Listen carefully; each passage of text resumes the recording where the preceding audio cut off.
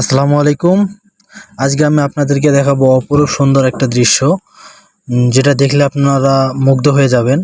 এই যে দেখতে পাচ্ছেন হাতির মতো, এটা আসলে পাথর দিয়ে বানানো, মানে পুকুরের মাঝখানে সুন্দর একটি দ্বীপের মতো সুন্দর সৌন্দর্য করা।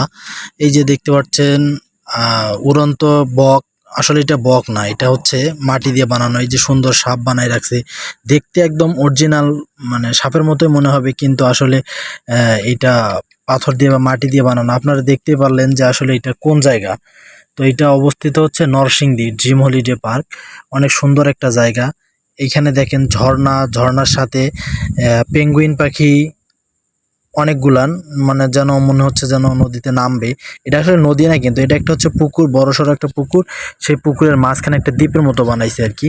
এই দেখেন এখানে একটা কুমির অনেক সুন্দরভাবে নড়ানড়ি করতেছে, মনে হচ্ছে যেন একদম মানে বাস্তব একটা কুমির এই মুহূর্তে ধরবে।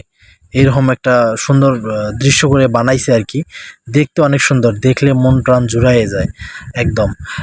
কিছু দূর যাওয়ার পরে আপনাদের চোখে পড়বে হচ্ছে বঙ্গবন্ধু স্যাটেলাইট এবং পদ্মা সেতুর আদলে নির্মিত সুন্দর একটি কারুকাজ। এই দেখেন বঙ্গবন্ধু স্যাটেলাইট, যেন একদম বাস্তব বঙ্গবন্ধু স্যাটেলাইট এখানে ধরা দিয়েছে। এবং